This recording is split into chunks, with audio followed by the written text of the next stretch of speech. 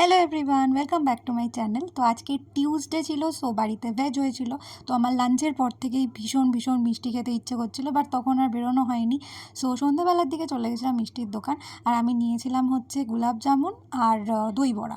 কিন্তু তারপরেও এই বালুশাহিটার দিকে আমার মন পড়েছিল, বাট ভাবলাম একটু বেশি আনহেলদি হয়ে যাবে, তো ওটা ছেড়েই আসতে হলো। আর আমার মুখটা ঠিক এইরকম ছিল ছেড়ে আসার সময়। সো তারপর বাড়ি ফিরে এসে আমরা সার্ভ করছিলাম দই বড়াটা, আর এই সার্ভিংটা দেখে আমার এখনও জিভে জল চলে আসছে। তোমরা প্লিজ লিখে জানিও তোমাদের কাদের দই বড়া খুব ভালো লাগে।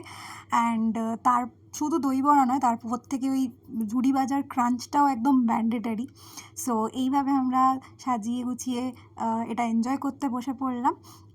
অ্যান্ড আমার ১ চামচ খুশি, এটার পোর্শন সাইজ একটু বেশি ছিল। তো ফার্স্ট বাইটটা একটা হাঙরের মতো নেওয়ার পর সেটা ক্যামেরায় না রাখতে পেরে একটা ডিসেন্ট ভদ্র কামড় নিয়ে তোমাদেরকে আমি ফিডব্যাকটা জানালাম।